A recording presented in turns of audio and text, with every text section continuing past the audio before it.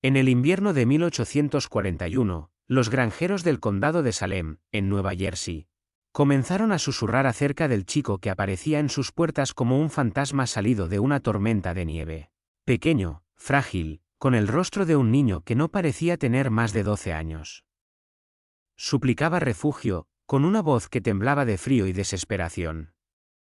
Lo que no sabían era que Joshua Bennett tenía 12 años, desde hacía 20, y que, detrás de esos inocentes ojos azules, se ocultaba la mente calculadora de un depredador que había perfeccionado el arte de aprovecharse de la caridad cristiana. Para cuando comenzaron los asesinatos, 7 familias ya habían perdido todo lo que poseían, y el chico que nunca crecía se había desvanecido en la naturaleza salvaje de Nueva Jersey como humo. El condado de Salem en 1841 era un mosaico de granjas modestas y comunidades unidas, esparcidas por las llanuras fértiles del sur del estado.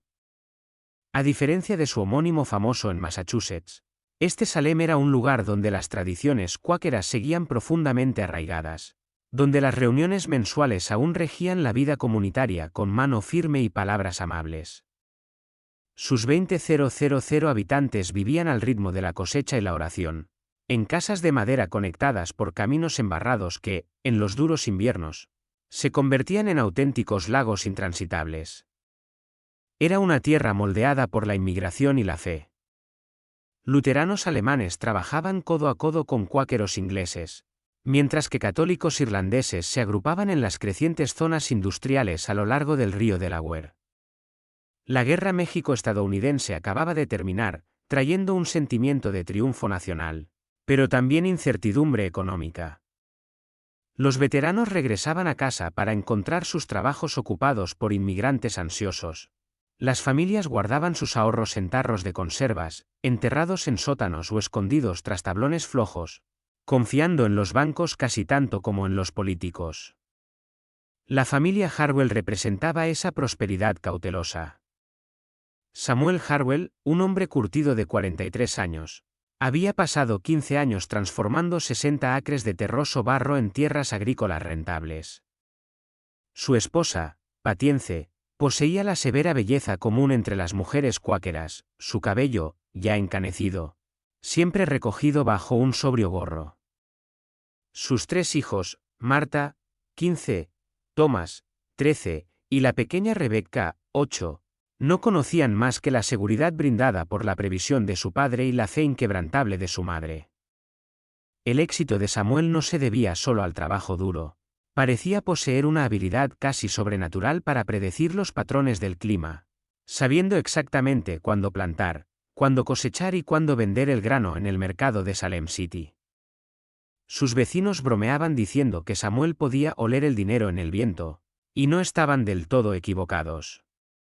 Para el otoño de 1841, los Harwell habían acumulado casi $400, una fortuna capaz de comprar la libertad de un hombre o destruir a una familia, dependiendo de quien la descubriera. En octubre, mientras las hojas tomaban el color de la sangre seca y las primeras heladas hacían que los granjeros corrieran a proteger sus cultivos, empezaron a circular historias extrañas por las iglesias y casas de reunión del condado. Se hablaba en voz baja de un muchacho peculiar que aparecía en las puertas de las granjas, siempre solo, siempre al caer la noche. Era pequeño, pálido, con unos sorprendentes ojos azules y un cabello tan claro que, a la luz de las lámparas, parecía casi blanco. Lo más perturbador, nunca parecía envejecer, lo que llevó a algunos a susurrar explicaciones sobrenaturales que no se atrevían a pronunciar en voz alta. Pero Joshua Bennett era totalmente humano, e infinitamente más peligroso que cualquier fantasma. Nació en 1809, en los Pine Barrens del centro de Nueva Jersey. Dejó de crecer a los 12 años debido a una rara condición que la medicina moderna podría reconocer, pero que en la década de 1840 los médicos descartaban como simple debilidad constitucional. A los 32, apenas medía 1,2 metros, su rostro congelado en una eterna juventud, mientras su mente acumulaba 3 décadas de amarga experiencia. Joshua descubrió su don, si es que podía llamarse así, durante el pánico de 1837, cuando el colapso económico dejó a miles de familias en la miseria. Se presentó ante una familia metodista en Trenton, afirmando ser un huérfano cuyos padres habían muerto de cólera. Movidos por el deber cristiano y su lamentable aspecto, lo acogieron durante 3 semanas, hasta que desapareció con sus ahorros y las joyas de plata de la abuela. La experiencia fue una revelación, la gente solo veía lo que esperaba ver. Y lo que esperaban ver era a un niño indefenso que necesitaba protección. En los siguientes 4 años, Joshua refinó su método con precisión quirúrgica. Aprendió a modular la voz para sonar más joven, a fingir una leve tartamudez que lo hacía parecer vulnerable y a estudiar a sus objetivos, durante semanas antes de acercarse. Se convirtió en un experto en las costumbres religiosas y sociales de cada comunidad, sabiendo exactamente qué versículos bíblicos citar y qué tragedias inventar. Sobre todo, aprendió paciencia, la capacidad de pasar meses ganándose la confianza absoluta de una familia antes de atacar. El método era devastador. Joshua aparecía en una granja durante una tormenta o en una noche especialmente fría, temblando bajo ropas insuficientes. Afirmaba ser el único superviviente de una tragedia, un incendio que había matado a sus padres, una epidemia de cólera que había acabado con toda su familia, ataques indígenas que lo habían dejado vagando por el bosque. Los detalles cambiaban, pero el efecto era siempre el mismo: familias cristianas, obligadas por su fe a acoger a huérfanos y forasteros, lo recibían sin hacer preguntas. Una vez dentro, Joshua se convertía en el huésped perfecto. Ayudaba con las tareas. Participaba en las oraciones familiares con devoción aparente y entretenía a los niños con historias y trucos de magia sencillos. Los padres lo admiraban por su madurez y buenos modales, atribuyendo su sabiduría a las penurias que decía haber sufrido. Mientras tanto, él registraba mentalmente dónde guardaban el dinero, qué objetos de valor poseían y qué miembros de la familia podían suponer una amenaza para sus planes. Los robos eran obras maestras de distracción. Joshua esperaba el momento perfecto, una noche en que el padre estuviera ausente o toda la familia asistiera a un largo servicio religioso, y solo tomaba efectivo y objetos pequeños, fáciles de ocultar, evitando que notaran la pérdida de inmediato. Para cuando descubrían el robo, el huérfano ya estaba a kilómetros, contando alguna historia sobre parientes lejanos o nuevas familias que lo habían acogido. Pero el condado de Salem sería distinto. Allí, Joshua Bennett encontraría a personas que no le permitirían desaparecer tan fácilmente, y su mundo de engaños comenzaría a desmoronarse de formas que nunca habría imaginado. Cuando noviembre trajo un invierno prematuro al condado, con temperaturas en picada y copos pesados que convertían los caminos en ríos de barro, Joshua apareció por primera vez en la granja de los Harwell. Emergió de la tormenta como algo invocado desde la oscuridad misma. Samuel Harwell, revisando el ganado, escuchó un golpe débil en la puerta principal, apenas audible entre el viento que azotaba las ventanas y las ramas rascando el techo. Al abrir, la luz de su linterna iluminó una imagen que lo perseguiría durante meses. Un niño de quizá 12 años, de pie en la nieve arremolinada, con los brazos abrazándose el pecho. Sus labios estaban azules por el frío, sus ropas empapadas pegadas al cuerpo. Lo más inquietante eran sus ojos, de un azul pálido antinatural, que reflejaban la luz como trozos de hielo. «Por favor, señor», susurró el niño, «llevo días caminando. Mi familia, todos han muerto. La fiebre se los llevó». La voz le salía entrecortada, temblando con cada respiración. Patience Harwell apareció junto a su marido y, al verlo, su rostro se suavizó. «Samuel, mételo ahora mismo». «Se nos muere aquí en la puerta», ordenó con firmeza maternal. El calor del hogar lo reanimó al instante. El color volvió a sus mejillas mientras se secaban sus ropas junto a la chimenea. Los niños lo rodearon con curiosidad, mientras Patience le preparaba sopa caliente y buscaba ropa seca. «¿Cómo te llamas, hijo?», preguntó arrodillada ante él. «Joseph, señora». «Joseph Crawford». El nombre salió con naturalidad, acompañado de una sonrisa tímida que lo hacía parecer aún más joven. contó que venía de Millville, que su padre tenía una pequeña granja, pero la fiebre de pecho había matado a su madre, luego a su hermana pequeña y, por último, a su padre. Fingió quebrarse al decirlo, y la pequeña Rebecca le acarició el hombro con compasión. En los días siguientes, Joseph se integró con sorprendente facilidad en la vida de los Harwell. Ayudaba con las gallinas, apoyaba a Thomas en las tareas, recitaba versículos con fervor y encantaba a la familia por las noches con su habilidad para decir siempre lo correcto. Pero todo formaba parte de su estudio detallado, donde Samuel guardaba la llave del cofre de hierro, donde Patience escondía su relicario de oro, qué objetos tenían más valor. 3 semanas después, la oportunidad llegó. Una salida imprevista dejó a Marta y Thomas en casa con él. Mientras uno cocinaba y el otro trabajaba en el granero, Joshua bajó al sótano, tomó la llave y abrió el cofre.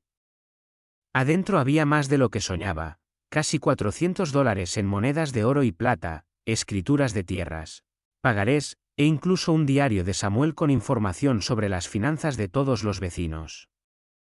Tomó la mitad del dinero, algunos documentos y varios objetos de valor cuidadosamente seleccionados, ocultándolos en una bolsa bajo su colchón.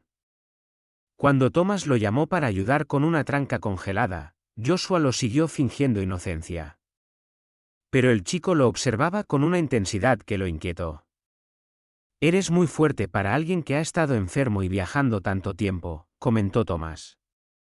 «Y sabes mucho de granjas para decir que tu familia apenas tenía un terrenito». Joshua respondió con su tartamudeo ensayado, pero por primera vez sintió un atisbo de auténtica preocupación. Si Thomas empezaba a sospechar, todo podía venirse abajo. La familia no descubrió el robo hasta casi una semana después. Samuel, agotado por cuidar de Rebecca y costear el tratamiento, no revisó el cofre como de costumbre. Patience atribuyó la falta de algunos objetos domésticos a simples extravíos en medio del ajetreo. La enfermedad de su hija.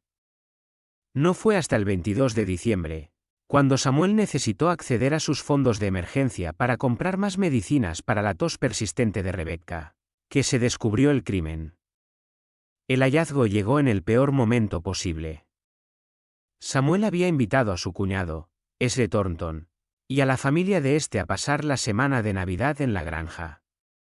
Ezra, un comerciante exitoso de Filadelfia, siempre había albergado un escepticismo apenas disimulado sobre las afirmaciones de prosperidad de Samuel, y la visita planeada era en parte para demostrar la estabilidad financiera de los Harwell. Cuando Samuel abrió su caja fuerte para contar el dinero para el médico y encontró que faltaba casi la mitad de su fortuna, la humillación se agravó al tener que explicar el robo a un hombre que ya lo consideraba ingenuo y descuidado. «Casi $200, Samuel», dijo Ezra, con el tono de alguien que siempre había sospechado una desgracia así. «¿Y dices que no parece faltar nada más de la casa?» Pero, incluso mientras Samuel insistía en que las joyas de Patience y los objetos de valor de la casa parecían intactos, ambas mujeres comenzaron a hacer inventarios más minuciosos de sus pertenencias.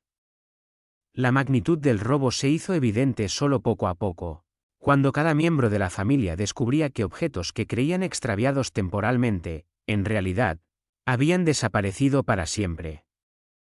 «Las cucharas de plata», dijo Patience, con la voz hueca por la comprensión. «Y el relicario de mi abuela, incluso el broche de perlas de Marta». Se dejó caer en su mecedora, con el peso de la violación a su intimidad cayendo sobre ella como un sudario funerario. «Alguien ha revisado toda nuestra casa, Samuel, alguien que sabía exactamente lo que teníamos y dónde encontrarlo». Las sospechas inmediatas de la familia recayeron en los trabajadores y vecinos que tenían acceso a la propiedad. Samuel hizo averiguaciones discretas entre sus jornaleros. Mientras Marta y Thomas interrogaban a los niños vecinos que a veces ayudaban con las tareas. Pero cada posible sospechoso tenía coartadas sólidas para los días en que el robo debió haber ocurrido, y ninguno poseía el conocimiento íntimo de la casa que el crimen claramente requería. Fue Thomas quien primero expresó la sospecha que lo cambiaría todo. «¿Y qué pasa con Joseph?». Preguntó durante una reunión familiar celebrada mientras el chico supuestamente dormía la siesta en el granero. Lleva aquí más de un mes. ¿Sabe dónde se guarda todo? La reacción inmediata de Samuel fue de indignación. Thomas Harwell, me avergüenza oír esas palabras de tu boca. Ese chico no ha sido más que servicial y agradecido por nuestra amabilidad. La idea de que un niño que lo perdió todo pudiera robar a la familia que le salvó la vida.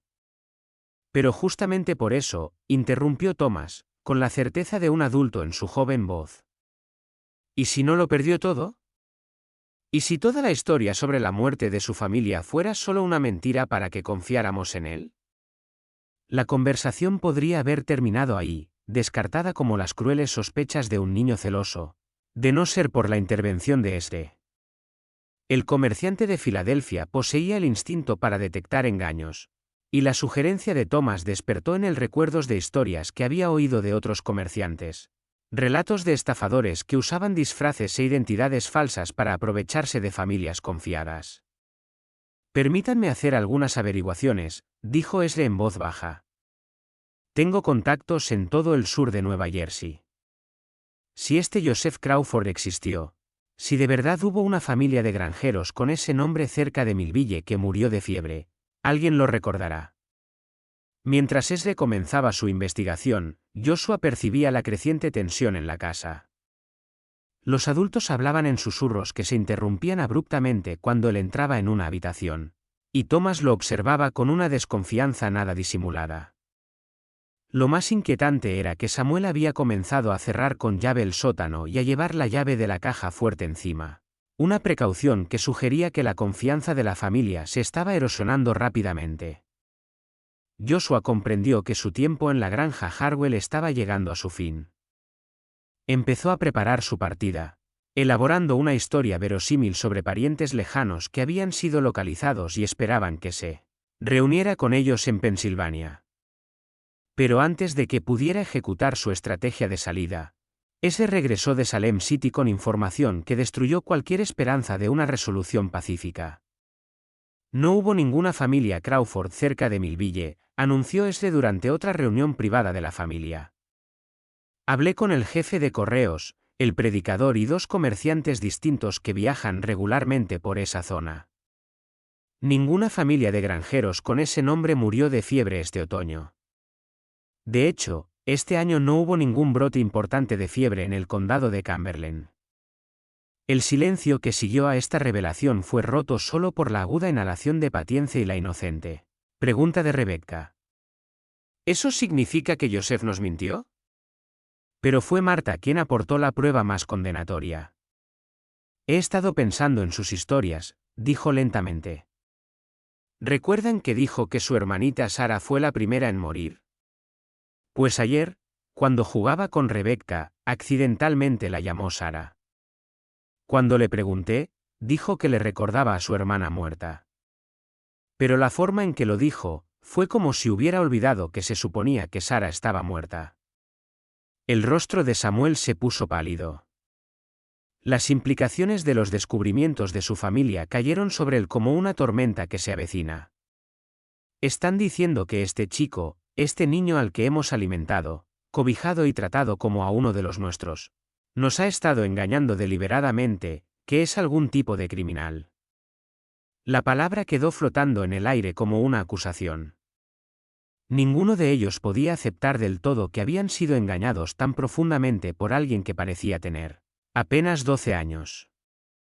Sin embargo, las pruebas se acumulaban de forma constante, y cada nueva revelación hacía que la culpabilidad de Joshua pareciera más segura. Esa noche, mientras Joshua yacía en su cama, escuchando las voces amortiguadas de la reunión familiar que continuaba abajo, comenzó a planear lo que podría ser su fuga más audaz hasta el momento. Aún tenía el dinero y los objetos robados escondidos bajo su colchón, pero recuperarlos sin ser visto requeriría un tiempo perfecto. Más difícil aún sería marcharse de tal manera que la familia no pudiera perseguirlo de inmediato ni alertar a las autoridades sobre su verdadera identidad.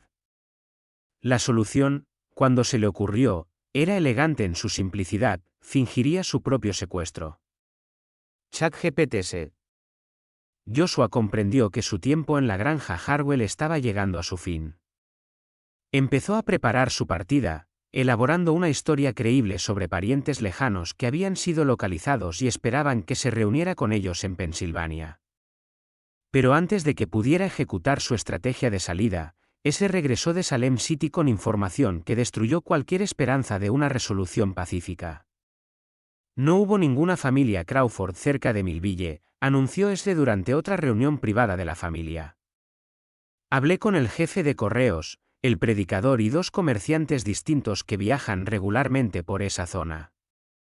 Ninguna familia de granjeros con ese nombre murió de fiebre este otoño. De hecho, este año no hubo ningún brote importante de fiebre en el condado de Cumberland. El silencio que siguió a esta revelación fue roto solo por la aguda inhalación de Patience y la inocente pregunta de Rebecca. ¿Eso significa que Joseph nos mintió? Pero fue Marta quien aportó la prueba más condenatoria. He estado pensando en sus historias, dijo lentamente. ¿Recuerdan que dijo que su hermanita Sara fue la primera en morir? Pues ayer, cuando jugaba con Rebecca, accidentalmente la llamó Sara. Cuando le pregunté, dijo que le recordaba a su hermana muerta. Pero la forma en que lo dijo, fue como si hubiera olvidado que se suponía que Sara estaba muerta. El rostro de Samuel se puso pálido. Las implicaciones de los descubrimientos de su familia cayeron sobre él como una tormenta que se avecina. Están diciendo que este chico, este niño al que hemos alimentado, cobijado y tratado como a uno de los nuestros, nos ha estado engañando deliberadamente, que es algún tipo de criminal. La palabra quedó flotando en el aire como una acusación. Ninguno de ellos podía aceptar del todo que habían sido engañados tan profundamente por alguien que parecía tener apenas 12 años. Sin embargo, las pruebas se acumulaban de forma constante, y cada nueva revelación hacía que la culpabilidad de Joshua pareciera más segura.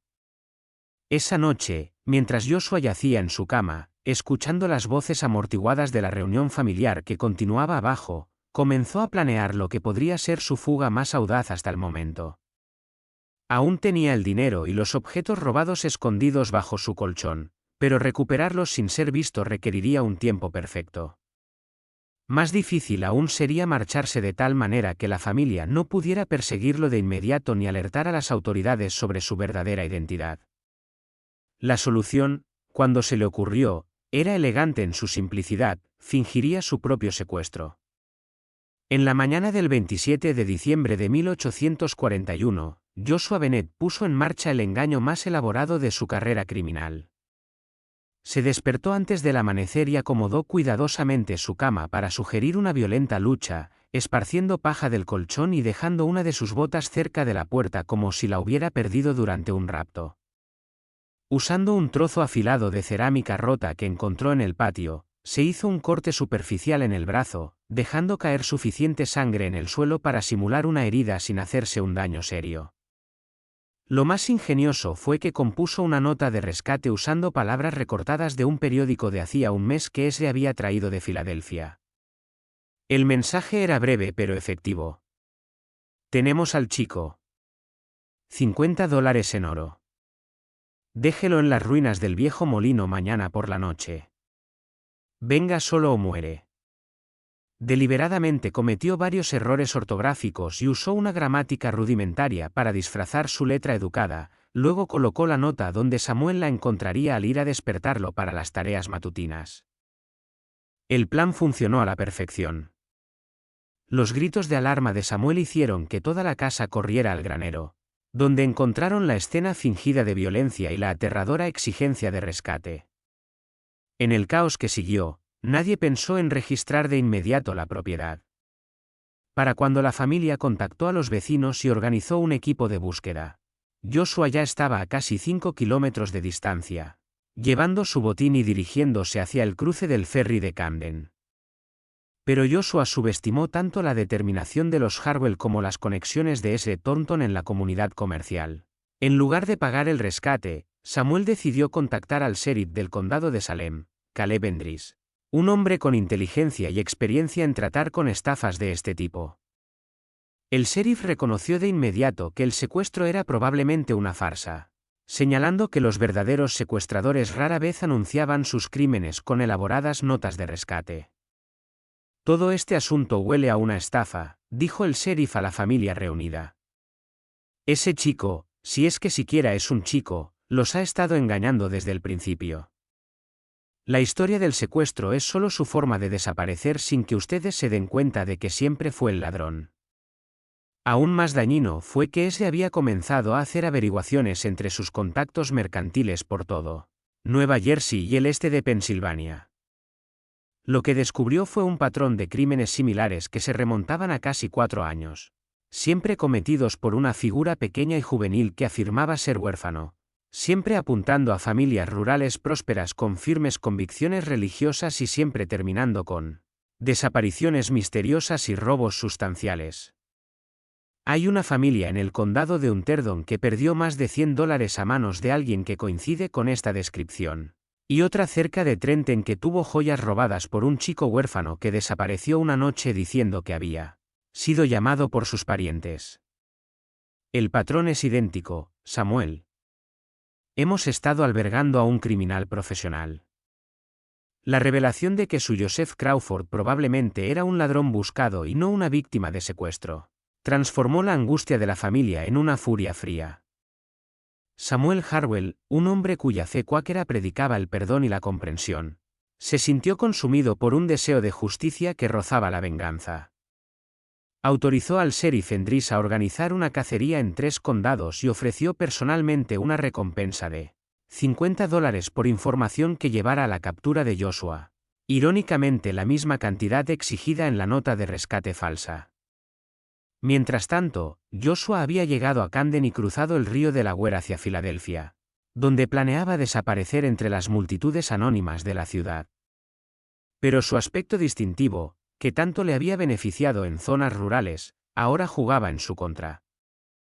Filadelfia era una ciudad donde los niños desaparecidos se tomaban en serio, y un chico viajando solo con una cantidad sospechosa de dinero llamaba rápidamente la atención de las autoridades. El primer error de Joshua fue intentar comprar un pasaje en diligencia hacia Baltimore.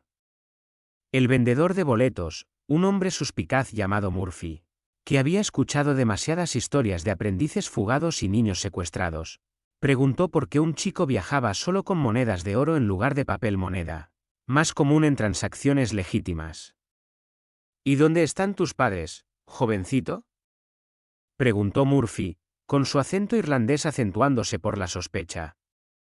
No es común ver a un niño de tu edad viajando sin familia, y menos llevando la cantidad de dinero que estás mostrando.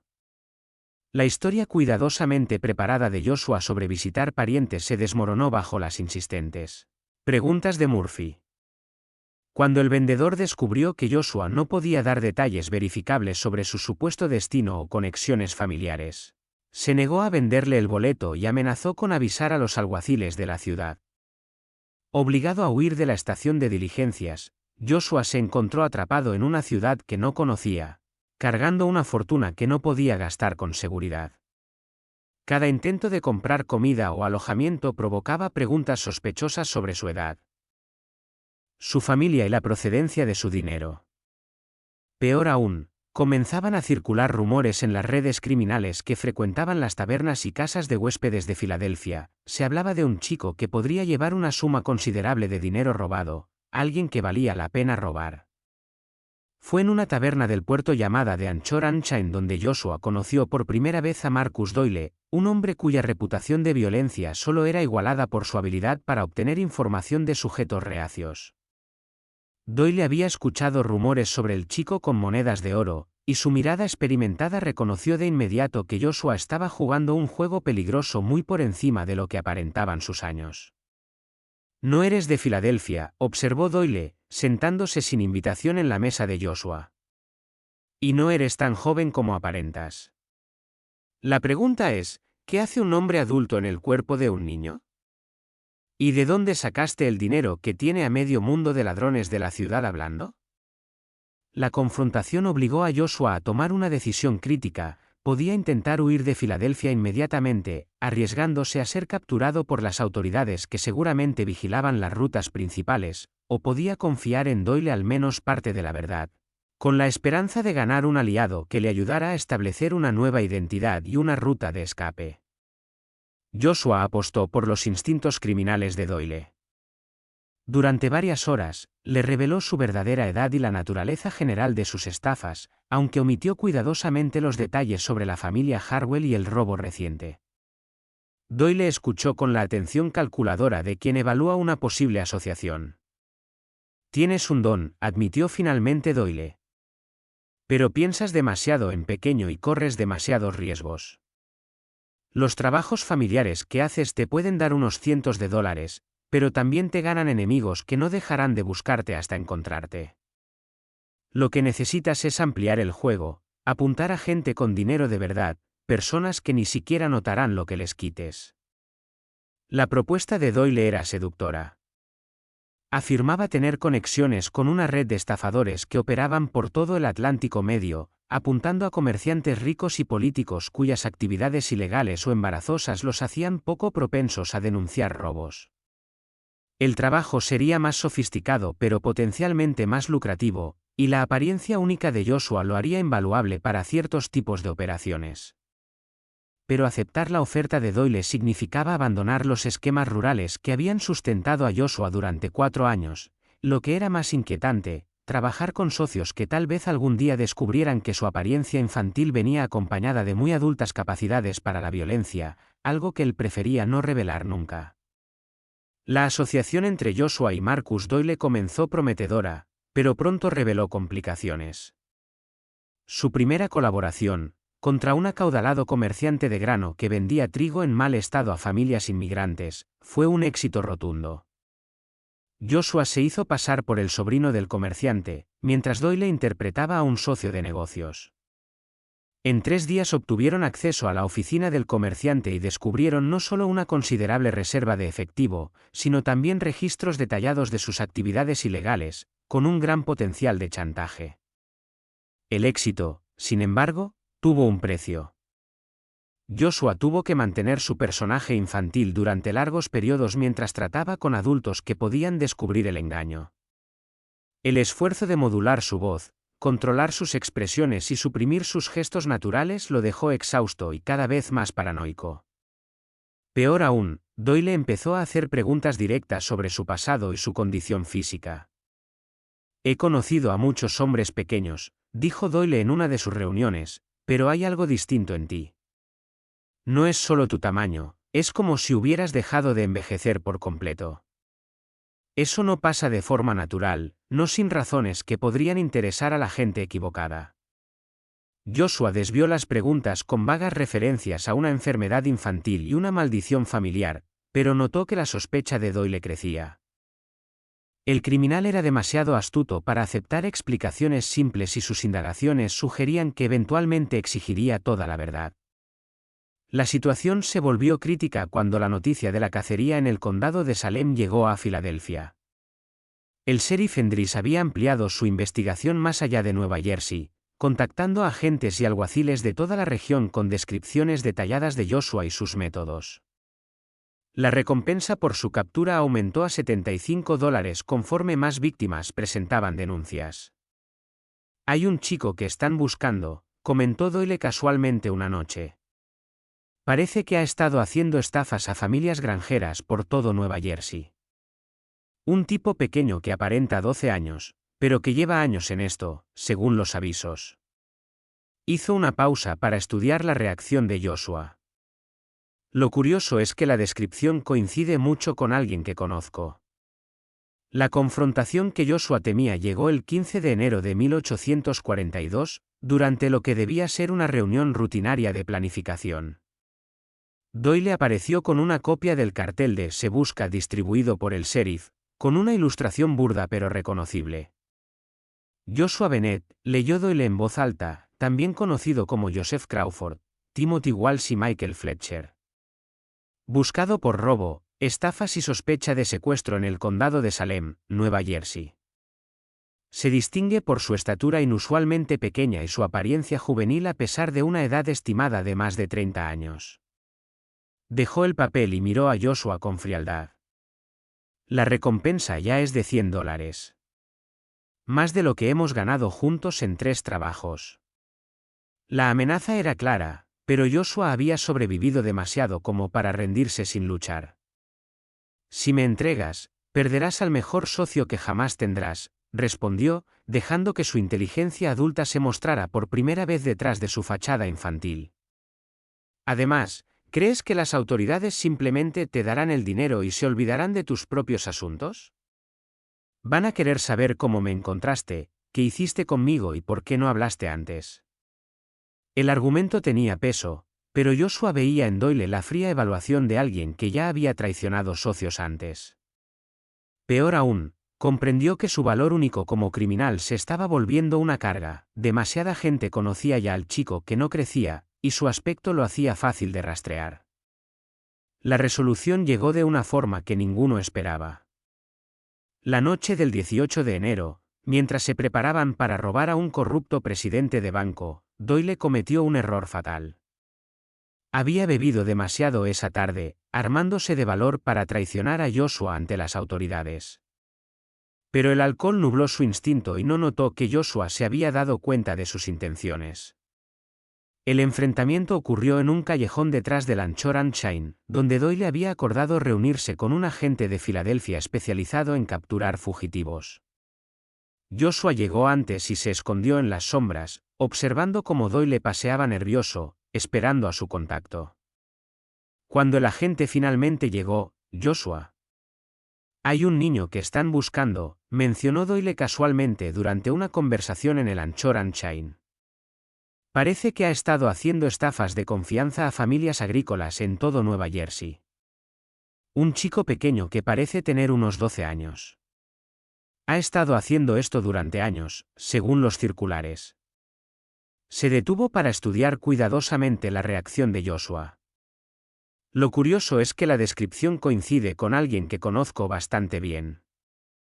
El enfrentamiento que Joshua había estado temiendo finalmente ocurrió el 15 de enero de 1842 durante lo que debería haber sido una reunión rutinaria de planificación para su próxima operación. Doyle llegó a su lugar de encuentro habitual llevando una copia del circular de búsqueda que el sheriff Enrix había distribuido por toda la región. La ilustración, aunque rudimentaria, era lo suficientemente reconocible como para no dejar dudas sobre la identidad de Joshua. Joshua Bennett, leyó Doyle en voz alta, también conocido como Joseph Crawford, Timothy Walsh y Michael Fletcher. Buscado por robo, estafas de confianza y secuestro sospechoso en el condado de Salem, Nueva Jersey.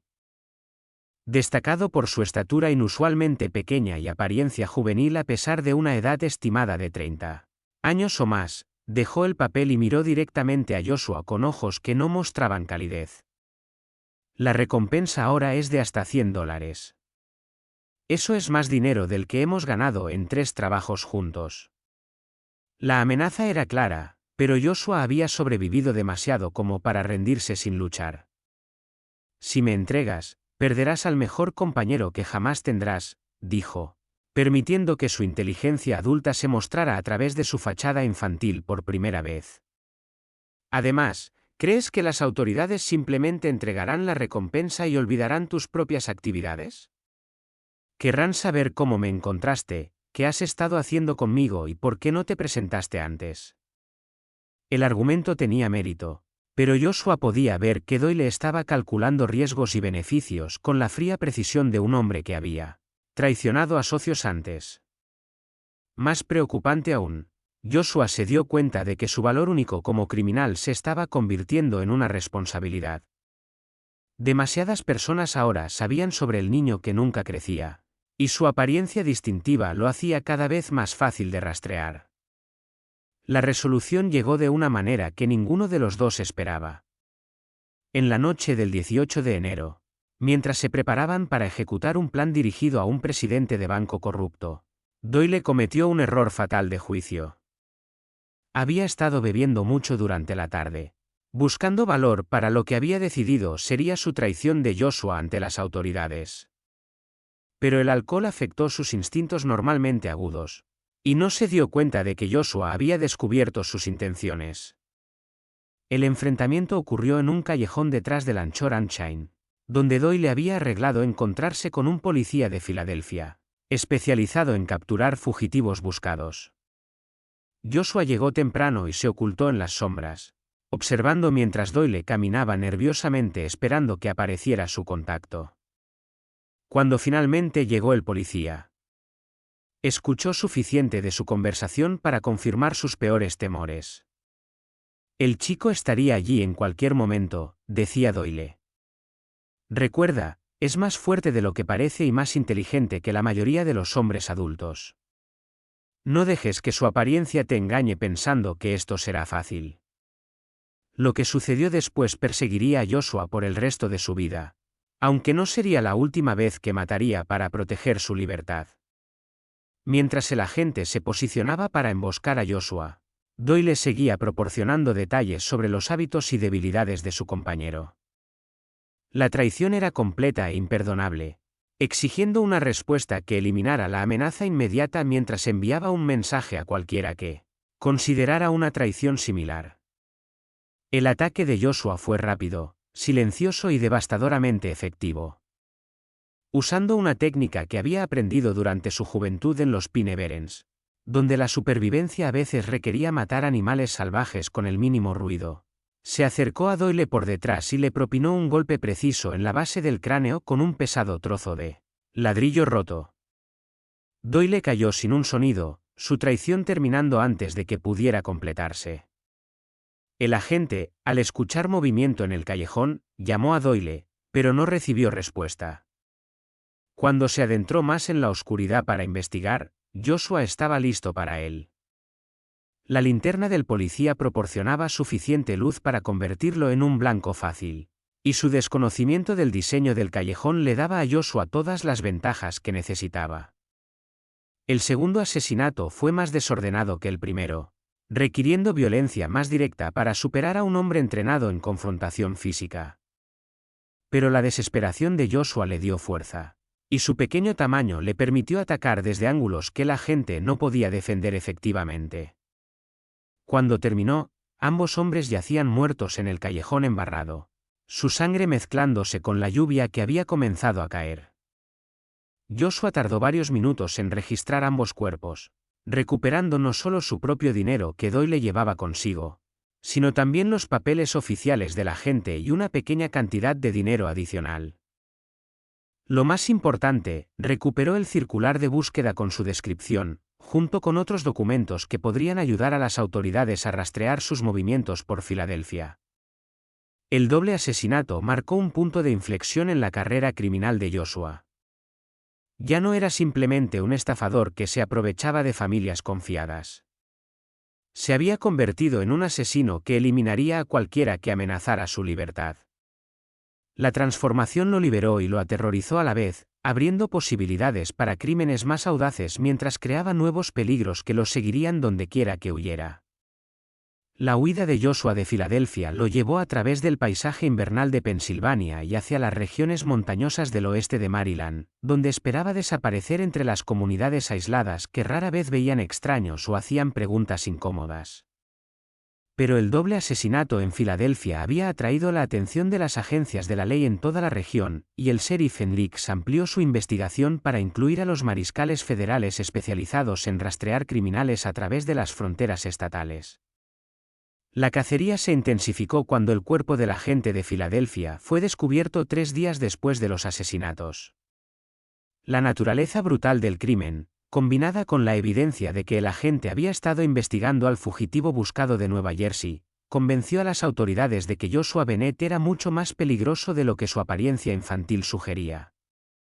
Las recompensas por su captura alcanzaron casi $200 y aparecieron carteles de búsqueda con su descripción en oficinas de correos y tabernas desde Baltimore hasta Pittsburgh. El siguiente error de Joshua vino de su exceso de confianza y desesperación. Quedándose sin fondos y luchando por encontrar refugio seguro en el terreno desconocido del oeste de Maryland, decidió intentar un último esquema familiar de estafa antes de abandonar por completo sus métodos tradicionales. La familia objetivo que seleccionó fue la familia Peeton, inmigrantes alemanes prósperos que operaban un exitoso molino de granos cerca de la ciudad de Cumberland. Y Rich Petton era un hombre de 45 años que había construido su éxito mediante planificación cuidadosa y atención suspicaz a los detalles. Exactamente el tipo de blanco equivocado para los métodos cada vez más descuidados de Joshua. Cuando Joshua apareció en el molino Petton diciendo ser un chico huérfano que buscaba trabajo, Inrit notó de inmediato inconsistencias en su historia que un alma más confiada podría haber pasado por alto. Este chico habla como un hombre educado, le confesó Heinrich a su esposa Anna durante una conversación privada en alemán. Sus manos no muestran signos de trabajo agrícola real, y sabe demasiado sobre prácticas comerciales para alguien de su supuesta edad. Algo está muy mal aquí. Anna Petton, una mujer práctica que había ayudado a su esposo a construir su prosperidad mediante un juicio astuto del carácter, estuvo de acuerdo con la evaluación de su esposo. Pero su decisión de investigar el pasado de Joshua más a fondo selló el destino de toda su familia. Las indagaciones de Heinrich en Cumberland revelaron que nadie en la zona había oído hablar de la tragedia familiar que Joshua afirmaba lo había dejado huérfano. Más preocupante, un comerciante itinerante mencionó que un chico que coincidía con la descripción de Joshua estaba buscado por agencias de la ley en relación con robos y asesinatos sospechosos en Filadelfia y Nueva Jersey. El enfrentamiento ocurrió el 3 de febrero de 1842 durante una tormenta de nieve que había atrapado a Joshua en el molino Petton durante 3 días. Heinrich había enviado aviso al sheriff de Cumberland solicitando ayuda para detener a un criminal sospechoso, pero el clima hacía imposible el viaje y dejaba a la familia aislada con un hombre que ahora sabían extremadamente peligroso. «Sabemos quién eres», anunció Heinrich durante la cena, con la autoridad de un hombre acostumbrado a tomar decisiones difíciles. Las autoridades han sido notificadas y estarán aquí tan pronto como el clima lo permita. Hasta entonces, permanecerás en el molino bajo nuestra supervisión. La reacción de Joshua fue rápida e implacable. La fachada cuidadosamente mantenida de inocencia infantil desapareció por completo al revelar la inteligencia adulta y la capacidad de violencia que siempre habían estado ocultas bajo su apariencia engañosa. Usando un cuchillo de mesa, mató a Heinrich antes de que el hombre mayor pudiera reaccionar ante la transformación. Los gritos de Anna Petton hicieron que sus 2 hijos corrieran desde la habitación contigua, Wilhelm de 12 años y Greta de 9. La decisión de Joshua de matarlos también fue fríamente práctica más que psicopática. Habían visto demasiado y podían identificarlo ante las autoridades. Pero los asesinatos de los niños marcaron su completa transformación de estafador a asesino en serie, cruzando una línea que haría imposibles futuros intentos de actividad criminal normal. Los asesinatos de los Petton fueron descubiertos 5 días después, cuando los vecinos se preocuparon por la ausencia de la familia en los servicios de la iglesia del domingo. La brutal escena que encontró el sheriff y sus ayudantes convenció incluso a los observadores más escépticos de que Joshua Bennett era un depredador de astucia y violencia sin precedentes. La masacre en el molino Petton desencadenó la mayor cacería humana en la historia de Maryland hasta ese momento. Mariscales federales, milicianos estatales y policías locales peinaron las montañas y valles del oeste de Maryland, siguiendo cada avistamiento reportado e investigando cada posible escondite. Pero Joshua había desaparecido tan completamente como si la tierra lo hubiera tragado, dejando solo especulaciones sobre sus métodos y su destino final. El sheriff Riggs, al llegar a Cumberland para coordinar la búsqueda, estudió la escena del crimen con la creciente certeza de que estaban tratando con un criminal como ningún otro que hubiera encontrado antes. La precisión de los asesinatos, la completa ausencia de testigos y la habilidad del asesino para desaparecer sin dejar huellas en la nieve fresca, sugerían planificación y ejecución mucho más allá de las capacidades criminales ordinarias. No se trata de violencia aleatoria, explicó Riggs a los oficiales reunidos. Cada aspecto de estos asesinatos fue calculado para eliminar amenazas y cubrir su ruta de escape. Estamos cazando a alguien que piensa varios movimientos por adelantado y no dudará en matar a cualquiera que se interponga en su camino. La búsqueda continuó durante 3 meses, expandiéndose a áreas tan al oeste como Ohio y tan al sur como Virginia. Los avistamientos reportados provinieron de docenas de comunidades, Pero cada investigación reveló solo identidad equivocada o engaño deliberado de buscadores de atención, esperando reclamar la sustancial recompensa. La verdad era que Joshua Bennett había hecho su transformación más audaz hasta ese momento. Usando el dinero robado a sus víctimas y documentos tomados del agente muerto en Filadelfia, había comprado pasaje en un carro de carga rumbo a St. Louis, donde la frontera en expansión ofrecía anonimato y oportunidad para quienes estaban dispuestos a abandonar su pasado por completo. En Missouri, Joshua adoptó una nueva identidad como Thomas Michey, el hermano adulto de un niño ficticio que supuestamente había muerto durante el viaje hacia el oeste. Su pequeña estatura y apariencia juvenil, que habían sido ventajas en sus estafas familiares, ahora se convirtieron en desventajas en un lugar donde la fuerza física y la madurez evidente comandaban respeto. Pero Joshua se adaptó con la misma astucia que había sostenido su carrera criminal, encontrando nuevas formas de explotar debilidades humanas y capitalizar la confianza de otros. La historia de los crímenes de Joshua Bennett en Salem County. Pero Joshua se adaptó con la misma astucia que había sostenido su carrera criminal, encontrando nuevas formas de explotar las debilidades humanas y capitalizar la confianza de otros. La historia de los crímenes de Joshua Bennett en el condado de Salem y su posterior fuga se convirtió en leyenda en Nueva Jersey y los estados circundantes. Las familias comenzaron a examinar a los visitantes inesperados con sospecha, y la tradición de acoger automáticamente a niños huérfanos dio paso gradualmente a una verificación más cuidadosa de identidades y antecedentes. Pero quizás el aspecto más perturbador de todo el asunto fue cómo Joshua había desaparecido por completo después de los asesinatos en la granja Petón. A pesar del enorme esfuerzo de búsqueda y las sustanciales recompensas ofrecidas por su captura, nunca se encontró un rastro creíble de él.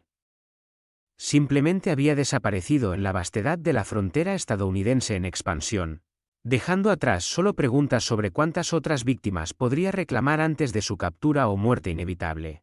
El sheriff en Leaks nunca dejó de creer que Joshua Bennett seguía vivo en algún lugar, aún cazando familias desprevenidas que no tenían motivos para sospechar que la cara de un niño podría ocultar la mente de un asesino. En su informe final sobre el caso, escrito 20 años después de que comenzara la investigación en el condado de Salem, Leaks incluyó una advertencia que resultó profética. El criminal conocido como Joshua Bennett representa un nuevo tipo de depredador cuyos métodos y motivaciones desafían todo lo que creemos sobre la naturaleza de la confianza y la inocencia. Hasta que individuos como este sean reconocidos y detenidos, ninguna familia puede considerarse verdaderamente segura ante el engaño. Justo cuando pensábamos que lo habíamos visto todo, el horror en el condado de Salem se intensifica. Si esta historia te está dando escalofríos, comparte este vídeo con un amigo que ame los misterios oscuros. Pulsa el botón de me gusta para apoyar nuestro contenido y no olvides suscribirte para no perderte historias como esta. Descubramos juntos qué sucede después. Los expedientes del caso permanecieron abiertos durante décadas, acumulando polvo en los sótanos de los tribunales y oficinas de los sheriffs en toda la región del Atlántico Medio. Ocasionalmente, surgían reportes de crímenes similares, siempre involucrando a figuras pequeñas y con apariencia infantil que ganaban la confianza de las familias antes de desaparecer con sus objetos de valor.